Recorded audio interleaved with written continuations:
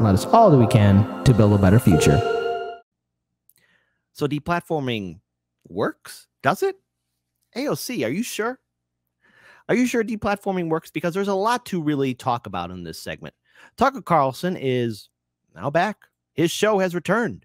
His show has returned. But first, let's go back in time to when AOC made this stupid, egregious statement that deplatforming works and it is important. First of all, again, censorship is never the answer.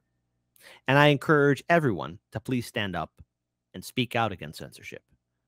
Tucker Carlson had his show return on Twitter, and already he is getting a lot of views. There's no doubt that Tucker Carlson was and still will forever be a powerhouse at Fox News. And while Fox News has gotten rid of many of their heavyweights before, like Bill O'Reilly and Glenn Beck, I think this one is really going to cost him because Tucker Carlson's show was very interesting. He had people across the political spectrum on his show. And unlike normal Fox News hosts, especially when we look back at the earlier days of Fox News, the Fox News host would always cut off the other opposing views' mics. Tucker Carlson let the people talk. He heard their perspective. Hell, some of them even changed Tucker Carlson's mind. So I want to pull up this video of AOC making this dumb, stupid, pro-censorship statement. Because deplatforming works. I know. We got to listen to her voice. Tucker Carlson is out at Fox News.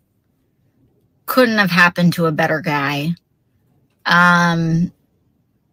What I will say, though, is while I'm very glad that the person that was arguably responsible for some of the largest, driving some of the most amounts of death threats and violent threats, not just to my office, but to plenty of people across the country.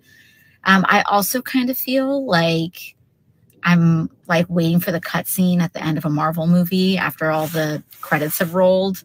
And then you see like the villain's like hand reemerge out to grip over like the end of a building or something. But deplatforming works and it is important. And there you go. Which I have to say, let's have democracy in the chat. Let's have democracy in the chat. Type 1 if you think AOC is okay with this. She's not triggered. She's not upset seeing Tucker Carlson's show back on Twitter. And that right now it's getting millions upon millions upon millions of views. Type 2 if she's eating crow right now and is crying. Asking Mama Bear Nancy to make the bad man go away. Make him go away. So as it stands right now, again, I want to pull up this article here from RT just to trigger the vote blue no matter who crowd. Tucker Carlson steamrolls Ukraine propaganda in new show. That's right. Former Fox News host Tucker Carlson has released the first episode of his new series on Twitter, taking Western news agencies to task for one-sided reporting on the conflict in Ukraine and open hostility toward anybody voicing dissenting views. Dubbed Tucker on Twitter, the show's first 10-minute segment was shared on the social media platform on Tuesday night. The clip opened with a monologue on the alleged Ukrainian attack on a major dam in Russia's Kherson region this week, which Carlson dubbed an act of terrorism. Blowing up the dam may be bad for Ukraine, but it hurts Russia more, and for precisely that reason, the Ukrainian government has considered destroying it, he said. Carlson went on to observe that the Ukrainian general had admitted to planning attacks on the Kakhovka dam facility in comments to the Washington Post last December. So I want to pull up that video. Now, again, I'm very curious to see how Elon Musk and Twitter are going to be opening up Twitter as a potential live streaming service, chance for content creators to really have a platform. Again, there's some changes I do like on Twitter, and then there's other changes I don't like. Case in point, I'm going to start off with the one that I keep on saying on the show a lot. Case Study QB is still wrongly being censored on Twitter, Elon Musk, and those are the actions of the previous Twitter administration. Case Study QB has done nothing wrong. His account should not be viewed as extreme or adult material, because that's what it says when you log in incognito to Case Study QB's Twitter account. And nothing about it is shocking. All he's doing is posting clips from CNN, MSNBC, Fox News, all of that. It's stupid. It's stupid. It's very, very stupid. This platform will provide email addresses for subscribers who opt in to content creators so that creators are able to leave this platform easily and take your subscribers with them if they want. Very interesting. I'm wondering how consistent he will be. I also want to pull up this tweet from Jimmy Dore, Chicago's very own. Shout out to Jimmy. Tucker demolishes corporate media's lies about Russia blowing up a dam that supplies water to their own nuclear power plant. This is dangerous. They won't allow him to tell this kind of truth about the Ukraine war for very long. I wonder how they'll try and stop him this time, since the first time failed spectacularly. Well done, Jimmy. Shout out to Nick from Revolutionary Blackout Network. Tucker Carlson has 2 times more views on this Twitter video than his show received on a good day. Deplatforming doesn't work. Absolutely correct. Absolutely correct in all of those statements. So I think it's only fair then that we actually play this video of Tucker Carlson addressing this situation. So let's go ahead and get ready to enjoy it and see the video for ourselves, because it's important to hear different perspectives and points of view. Hey, it's Tucker Carlson. This morning, it looks like somebody blew up the Kakhovka Dam in southern Ukraine. The rushing wall of water wiped out entire villages, destroyed a critical hydropower plant, and as of tonight, puts the largest nuclear reactor in Europe in danger of melting down. So if this was intentional, it was not a military tactic. Also, you know what? Someone in the live stream chat on Rockfin posted something that's pretty interesting. Fox News literally exported a Tucker to one platform where politicians actually work. Hashtag all y'all do is tweet. And that's what all our politicians do, is tweet. In fact, let's have democracy in the chat one more time. A type 3 if you think our politicians work hard. They're in Washington, D.C. fighting for us. A type 4 is no, man. All they're doing is calling up their donors, and all what they do is actually tweet. Thank you for that, Luther, for that Rockfin comment. It was an act of terrorism. The question is, who did it? Well, let's see. The Kakhovka Dam was effectively Russian. It was built by the Russian government. It currently sits in Russian-controlled territory. The dam's reservoir supplies water to Crimea, which has been, for the last 240 years, home of the Russian Black Sea Fleet. Blowing up the dam may be bad for Ukraine, but it hurts Russia more. And for precisely that reason, the Ukrainian government has considered destroying it. In December, the Washington Post quoted a Ukrainian general saying his men had fired American-made rockets at the dam's floodgate as a test strike. So really, once the facts start coming in, it becomes much less of a mystery what might have happened to the dam. Any fair person would conclude that the Ukrainians probably blew it up, just as you would assume they blew up Nord Stream, the Russian natural gas pipeline, last fall. And in fact, the Ukrainians did do that, as we now know. It's not like Vladimir Putin is anxious to wage war on himself. Oh, but that's where you're wrong, Mr. and Mrs. Cable News consumer. Vladimir Putin is exactly that sort of man, the sort of man who... Now, the thing is, it's important for us to also remember this, because I brought this up on the show, and yes, this was posted by the New York Times. Now, obviously, it's behind a paywall, but thankfully, they didn't post too much, so you can't see it all. But here, suspicions multiply as Nord Stream sabotage remains unsolved. Intelligence leaks surrounding the sabotage of pipelines have provided more questions than answers. It may be in no one's interest to reveal more. And that is from the New York Times. Let me zoom in just a little bit more. Oh, my goodness. Oh, New York Times, you bastards. I can't. Anyways, it's right there. Here, you know what? You know what? Just for everyone in the live stream chat, you could see it for yourself because you deserve to see it for yourself. Posted in the live stream chat, posted in the Rockfin chat. I'll be posting it all over in all the chats.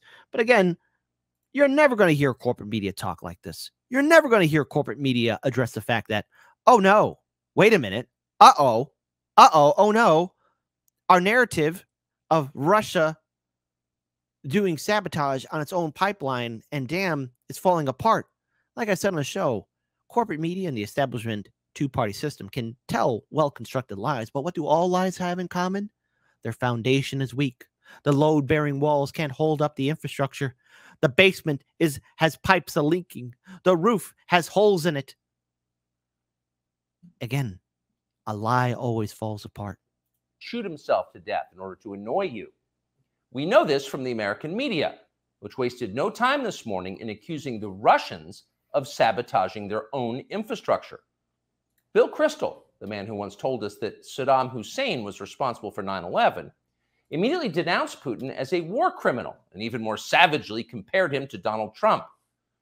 The rest of the pundit class made similar, clearly coordinated noises. Putin did it! Putin did it! And their reasoning was simple. Putin is evil, and evil people do evil things purely for the dark joy of being evil. In this specific case, Putin attacked himself, which is the most evil thing you can do, and therefore perfectly in character for a man that evil. That was their explanation. No one who's paid to cover these things seemed to entertain even the possibility it could have been the Ukrainians who did it. No chance of that. Ukraine, as you may have heard, is led by a man called Zelensky. And we can say for a dead certain fact that he was not involved. He couldn't have been. Zelensky is too decent for terrorism. Now, you see him on television, and it's true you might form a different impression. Sweaty and rat-like, a comedian turned oligarch, a persecutor of Christians, a friend of BlackRock. But don't believe your own eyes. Hey, Tucker, come on. Don't be calling people names too much. But that was funny. In fact, let's have democracy in the chat. Type 5 if that was funny. Type 6, oh no, that was insensitive. You can't insult a world leader like that. Actually, Mr. Zelensky is a very good man. The best, really. As George W. Bush once noted, he is our generation's Winston Churchill. Of all the people in the world, our shifty, dead-eyed Ukrainian friend in the tracksuit is uniquely incapable of blowing up a dam. He's literally a living saint, a man in whom there is no sin. That's why Lindsey Graham is so attracted to him. They're just two good people, hanging out together and being good. And like all good people, when they meet in person, they spend a lot of time talking about killing people and laughing like friends do. Here's the pair last week. Free or die. Free or die. Now you are free. Yes. And we will be. And the Russians are dying. It's the best money we've ever spent. Thank you so much. No, it's The Russians are dying. It's the best money we've ever spent, Graham. But no money for us. See, again, I never want to hear the excuse we can't have Medicare for all or student debt forgiveness or investing into the American people. See, our politicians, they don't like you. They don't think about you. They don't respect you. But money for war, bailing out banks, oh, it's the best money they've ever spent. Graham says. A smile spreads across his thin, quivering lips as he forms the words. He looks like a starving man contemplating a breakfast buffet. The aroma of death has aroused Lindsey Graham. Thanks so much, replies Zelensky. He feels the same way. See, there's nothing dark here. Just two middle-aged guys celebrating the killing of a population. They don't seem like the kind of people who'd enjoy flooding villages or starting a famine. And in any case, who cares if they are? It's really not your business. Your job is to support Ukraine. Watch Nikki Haley, a Republican candidate for president, explain this principle on CNN. A win for Ukraine is a win for all of us. And for them to sit there and say that this is a territorial dispute, that's just not the case. To say that we should stay neutral, it is in the best interest of America. It's in the best interest of our national security for Ukraine to win. We have to see this through. We have to finish it. See? It's very easy to understand. It is vitally important for you to support Ukraine because it's necessary for Ukraine to be supported by you. Your support is mandatory until it's finished, whatever it is, and whatever that means. So shut up and support Ukraine, or else you're in trouble. Back when they still taught logic, statements like this were known as tautologies. Something is true because it is. The more you repeat it, the truer it becomes. It's a self-reinforcing reality.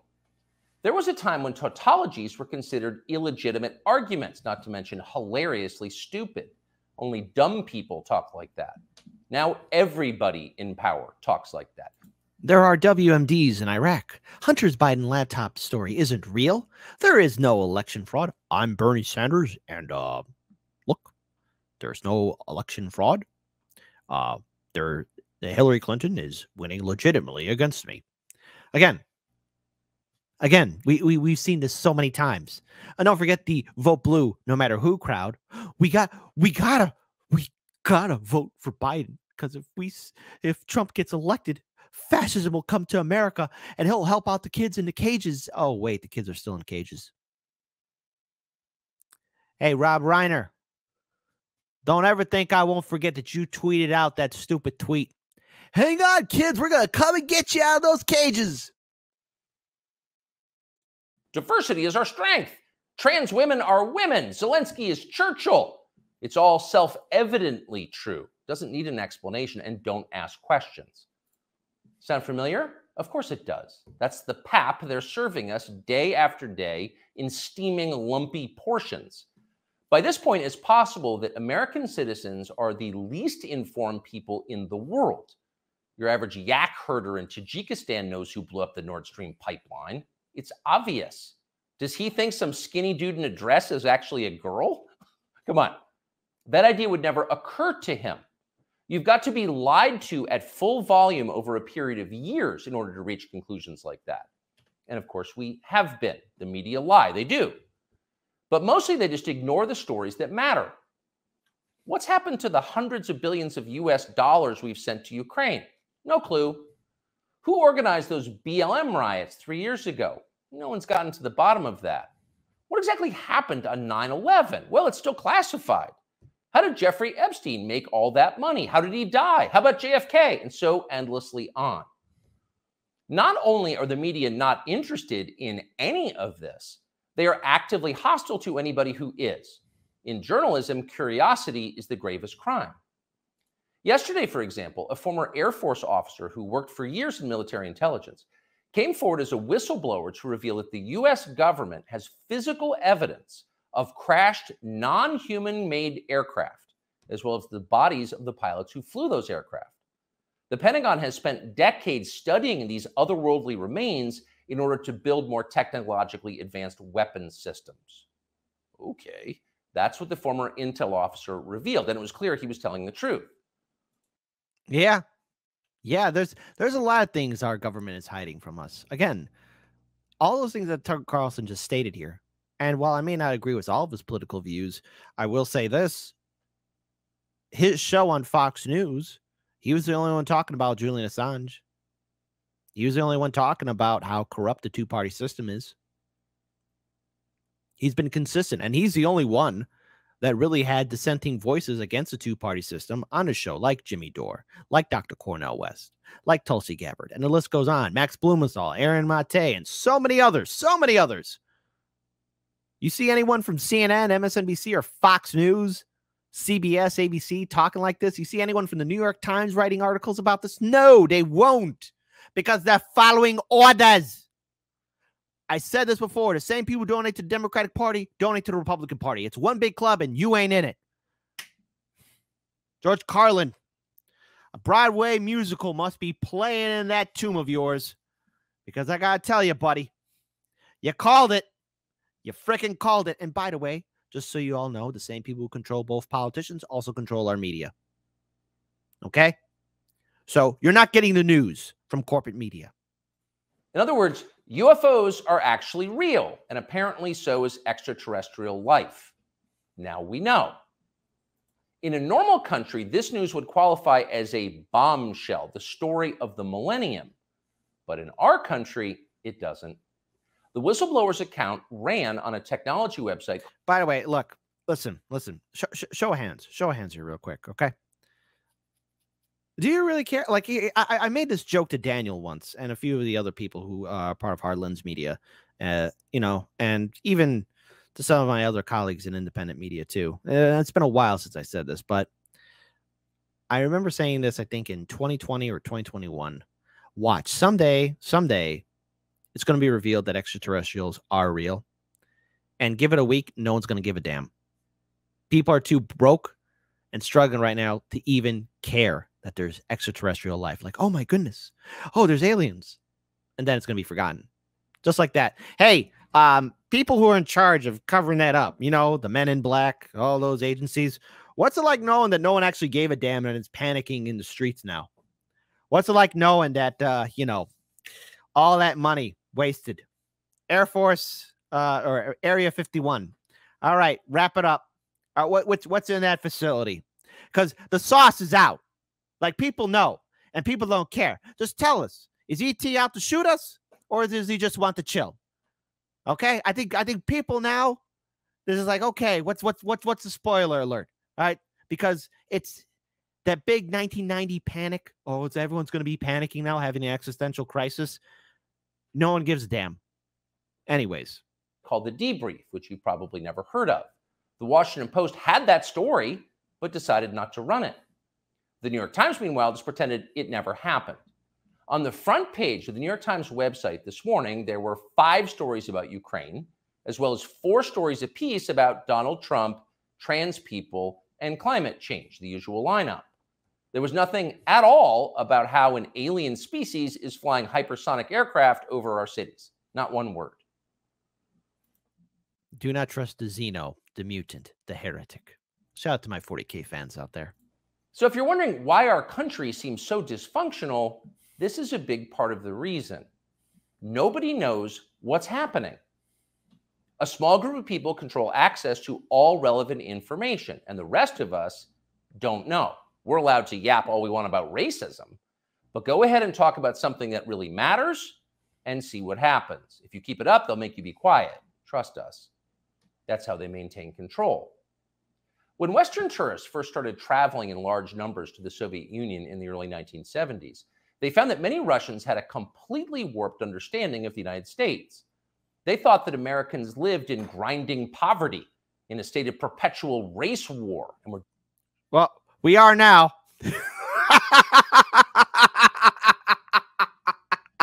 desperate to flee to the freedom and prosperity of the Eastern Bloc. They thought this because that's what they had been told. They had no way to know otherwise. The few Russians who understood what was really going on in the rest of the world had learned about it from listening to shortwave radio broadcasts, sometimes under the covers so the neighbors wouldn't hear. 50 years later, it is bewildering to consider the ironies here. We're the ones who live in ignorance now. The US government has managed to classify more than 1 billion so-called public documents. So at this point, we can't possibly know what our leaders are doing. We're not allowed to know. By definition, that is not a democracy. Yet it's fine with the media. Secrecy is a powerful tool of control. Stop asking how we got so rich. Here's another story about racism. Go eat each other. Don't ask how your politician is doing insider trading. By the way, check out Unusual Whales on Twitter, and you'll find out what your also fantastic Democratic and Republican lawmaker are doing. Did you know that Dianne Feinstein is worth $200 million? That's right. That senile old bag whose half her face is paralyzed is worth $200 million. She's a U.S. senator going on 89 years old. The old bag doesn't know where she's at. And yes, I'm being mean on purpose, but I don't care. Hey, hold on. Sit back. Buckle your seatbelts. Take a wild guess at how much Nancy Pelosi is worth. That's the program. That's how most of us now live here in the United States. Manipulated by lies, silenced by taboos. It is unhealthy and it's dehumanizing, and we're tired of it. As of today, we've come to Twitter, which we hope will be the shortwave radio under the blankets. We're told there are no gatekeepers here. If that turns out to be false, we'll leave. But in the meantime, we are grateful to be here. We'll be back with much more very soon. All right, Tucker. And by the way, just so y'all know, he's not BSing around. Here, I want to pull up this article from RT just to trigger the vote blue no matter who crowd. Yeah, Pentagon hiding alien spaceships. Whistleblower. Pentagon is concealing quite a number of crashed alien spaceships. First of all, ET, are you drinking? I mean, you got these advanced spaceships that could go through the great vacuum of space. Like, what the hell is out there causing you to crash on our planet? You do realize that Earth is that bad neighborhood, right? That third rock from the sun? What you want from us? Why are you crashing all the time? What are y'all drinking? What are you smoking? Makes me wonder if you guys are even professional. So, a former U.S. Air Force intelligence officer and whistleblower, David Grush, told News Nation on Monday the crash retrieval program, so secret even the Pentagon's unidentified anomalous phenomenon task force has been refused access, as for decades been involved in retrieving non-human origin technical vehicles, Grush explained. He added that some are distinguishable from human-made craft by their morphology and the types of materials, with unique atomic arrangements and radiological signatures. Naturally, when you recover something that's either landed or crashed, sometimes you encounter dead pilots. I gotta laugh. Hey, ET. Hey, aliens. If you're what? Hey, if you're an alien, subscribe to Hard Lens Media, and you somehow survived the crash and hiding in the populace, what were you doing? Are you drinking on the job? Welcome to America. You're gonna have to be working now. Next time, let that be a lesson to you, because you're stuck here now. You're stuck here with the stupid humans. It's okay. U.S. government, reveal it. Just reveal it. No one's going to care. You got Americans working 2 or 3 jobs just to make ends meet. The whole planet is on fire. We got the nukes pointing at each other. Just go ahead, reveal it. No one's going to care. I can't help but think of that scene from Close Encounters of the Third Kind when the military and top intelligence officials are, talking about how the ships are going to be landing here. And one U.S. general says, we need something that can make sure that all these Christian Americans don't see this. We need to scare them so they don't know that a spaceship's coming. No one's going to care. We got our smartphones out. Like, no one's going to care. No one's going to care. In fact, everyone's going to be like, hey, take us with you. We want to get off this planet. Stupid U.S. government. You think everyone's going to panic? Hell, some might welcome their new alien overlords. And while Grush served as liaison for the UAP task force for the National Reconnaissance Office from 2019 to 2021, subsequently ran UAP analysis for the National Geospatial Intelligence Agency, he admitted to News Nation that he had never actually seen any of the spaceship or their otherworldly operators. Instead, he claimed plenty of current and former senior intelligence officers that came to me, many of which I knew almost my whole career, had confided me regarding their involvement in the program. They told me, based on oral testimony, that they provided me documents and other proof that there was a program, the UAP task force. Even individuals with top secret SCI security clearances like himself were not let into. That was enough to make him a believer. So, Tucker Carlson's back. Aliens are real. AOC is probably eating crow. This is going to be a fantastic election year. So, folks, as 2023 continues on and we get ready for the 2024 election cycle, stay tuned to Hard Lens Media. Grab the popcorn. It's going to be great.